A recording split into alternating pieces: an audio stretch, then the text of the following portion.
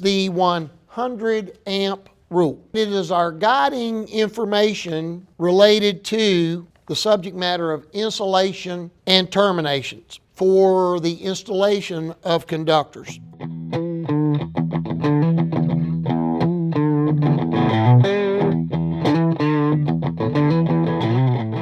Turn to 110.14 C1, page 48. At paragraph C, where it says temperature limitation, take your ink pen and write insulation. At number 1, where it says equipment provision, write termination. Now you have your factors. What they just identified are the two weak links in your system. Your insulation, your termination. The reason is your insulation is susceptible to being damaged from heat because their temperature maximums are specific. 60C insulation, 140. They don't mean 141. 75C insulation, 167. They do not mean 168. 90C, 194. Absolutely not 195. We only have one insulation for exposure to heat, XHHW-2. And even then we have to specify how long. These are absolutes. Our other failure point are your lugs, your terminations. We don't put any money in them. There's a reason. We work with an electromagnetic force. As long as it's turned on and they are tight, they'll stay where they're put. We don't need that exercise of crushing. We work with an electromagnetic force. It'll hold them in place. So we don't put a lot of money in them. We just need them tight and secure. And here is why this is such an important subject matter. Most of your terminals are made of base metals, and we use a lot of aluminum terminals. And the problem that electricians run into is that in their mind, even though they've experienced it, they don't have that understanding of our heat. You have all absorbed this information and agreed it gets hot. I am going to try to qualify this information so you see why it has validity and importance, and they ask you 3 of these on the exam to make sure you know and understand. So we just had a motor go into fault.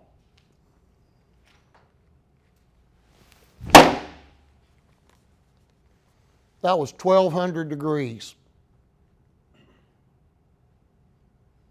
Aluminum melts at 1221. What do you think the condition of that aluminum terminal is now? What about the insulation on that conductor?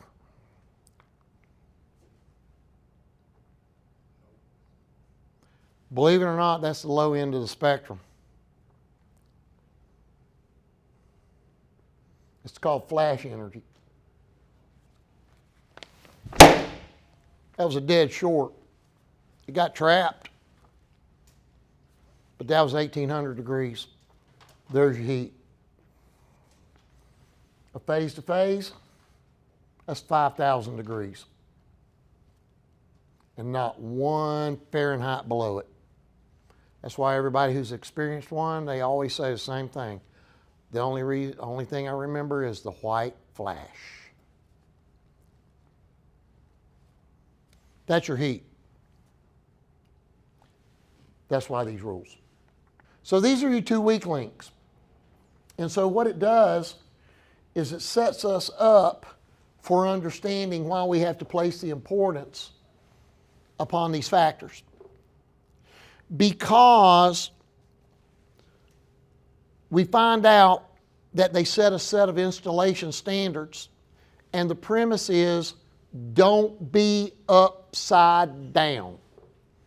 That's where the adage of go by THHN came from. Some savvy electrician at some point in time went through a class, learned this rule, and went home and deduced, hey, you know what? I don't have to perform this thought process if I just buy THHN.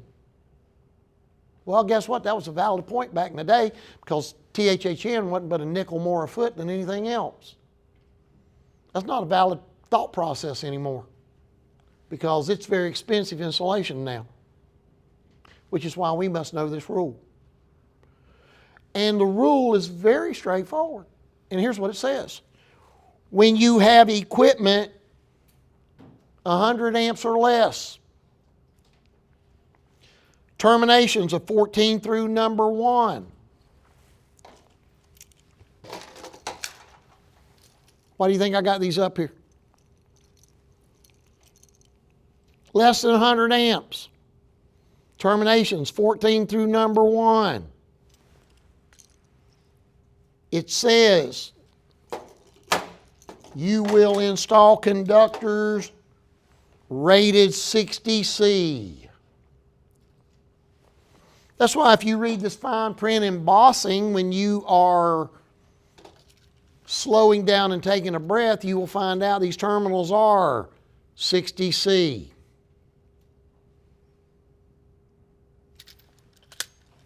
Then when you drop down to subparagraph B, now it says when your termination provisions for circuits over 100 amps and conductors larger than a number 1, your installation standard is 75C. Well, that's why most electricians think the second one makes sense, because most electricians know service equipment comes with 75C lugs. But I just made my point. If you'll look at all this stuff that's less than 100 amps, you'll find out it's all got 60C lugs. So what we're telling you in layman's terms is Romex is, guess what? When you go look it up, installation 60C. But we put 90C insulation on it so you wouldn't have to do deration. You're still bound to that 60C installation because that's what matches these terminals. But to do you a favor and fix a problem was why we took Romex and all your sheath conductors and put 90C insulation on them. So that when you were running them through those seal plates and putting them in things, now the deration from 310-15C1 automatically took place for you. You're still installing to the 60C rule because that's what these terminals are rated. The idea is not to be upside down. That's the premise of the whole thing. Don't end up with a TW on a 75C terminal.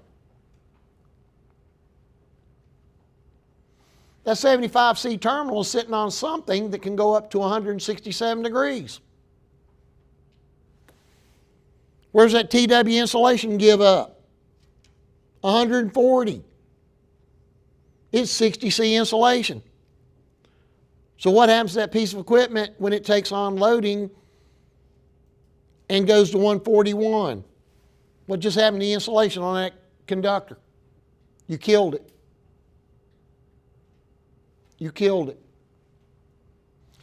That's why we must know the 100 amp rule. Thank you for watching our video. This was a sample of our paid training. If you're looking for someone to provide you with exam prep, or you're just looking for continuing education hours, go over to jcrproductions.com. We would love to see you in class and provide you with all the things you need for a professional electrical education. We are looking forward to seeing you in class.